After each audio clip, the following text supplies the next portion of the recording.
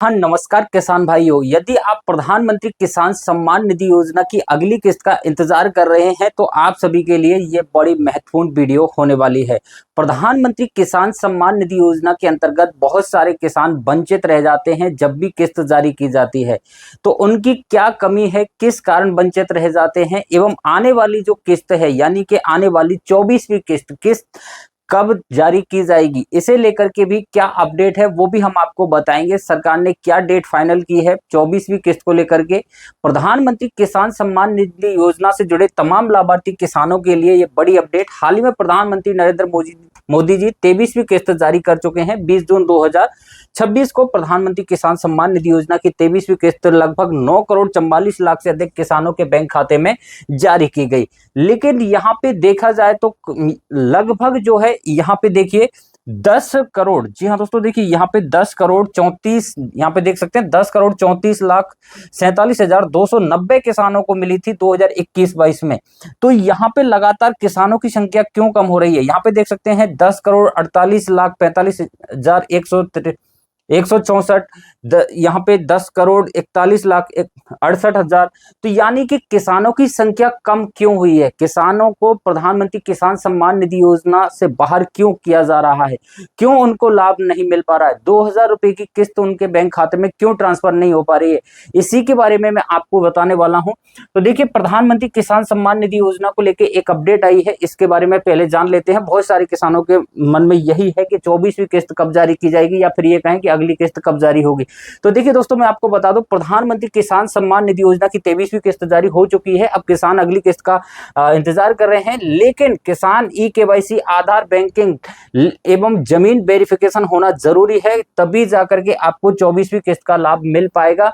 सरकार की ओर से यह स्पष्ट किया गया है कि प्रधानमंत्री किसान सम्मान निधि योजना के अंतर्गत जो भी लाभार्थी किसान रजिस्टर्ड हैं वो अपना ई-केवाईसी कंप्लीट करवा लें, आधार सीडिंग, लैंड सीडिंग जैसी प्रक्रियाओं को कंप्लीट जरूर करवा लीजिए। क्योंकि देखिए मैं आपको यहाँ पे एक और चीज दिखाता हूँ कि बहुत सारे किसान के साथ क्या हुआ है कि उनकी स्पेलिंग मिस्टेक है, जैसे उनका बैंक अकाउंट, आधार कार्ड और जमीन के डॉक्यूमेंट, यदि तीनों में से किसी में भी कोई एक स्पेलिंग मिस्टेक है तो भी जो है प्रधानमंत्री किसान सम्मान निधि योजना का डेटा मिसमैच होने के कारण उनको, क्योंकि ये पैसा जो है डीबीटी के माध्यम से दिया जाता है और डीबीटी का पूरा जो पैसा है एनपीसीआई यानी कि national payment corporation of India के जो अथॉरिटी है वो पैसा देती है, तो थोड़ा सा भी मिसमैच होता है तो पैसा ट्रांसफर नहीं हो पाता है। तो आपको स्पेलिंग का भी विशेष ध्यान रखना है, आपकी तीनों चीजों में एक जैसी स्पेलिंग होनी चाहिए।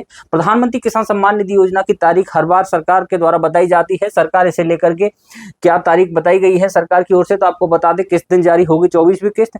तो अब हाल ही में 23वीं किस्त जून में जारी की गई, 4 महीने बाद अक्टूबर महीने में 24वीं किस्त जारी होगी। नवरात्रि या दशहरा के आसपास जो है प्रधानमंत्री किसान सम्मान निधि योजना की जो अगली किस्त है वो जारी की जाएगी, लेकिन उन किसानों को ही फायदा मिलेगा जो तय मानकों पर खरे उतरेंगे। सबसे पहले जिन किसानों के नाम पर खेती की या जमीन दर्ज है उन्हें इस योजना का फायदा मिलेगा। जिन किसानों ने अपना ई-केवाईसी, आधार सीडिंग, लैंड सीडिंग जैसी प्रक्रियाओं को कंप्लीट करवा लिया है उन्हीं किसानों को जो है ये फायदा दिया जाएगा। वो आप कैसे पता करेंगे, तो देखिए आप सबसे पहले पीएम किसान सम्मान निधि योजना के पोर्टल पे जाकर के आपको अपना बेनिफिशियरी स्टेटस चेक कर लेना है।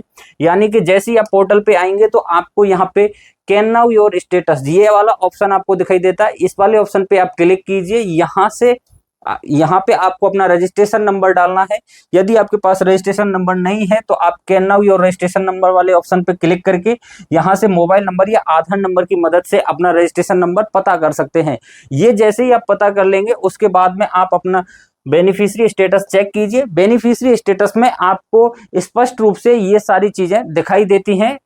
ठीक है, बेनिफिशियरी स्टेटस जब आपका ओपन होके आ जाएगा तो मैं आपको यहाँ पे दिखा देता हूँ, इस प्रकार से ये चीजें स्पष्ट रूप से दिखाएंगी। यहाँ पे एलिजिबिलिटी स्टेटस जो है आपका दिखाई देगा। एलिजिबिलिटी स्टेटस में आपको यहाँ पे यस दिखाई दे रहा है, यहाँ पे यस दिखाई दे रहा है और यहाँ पे यस दिखाई दे रहा है।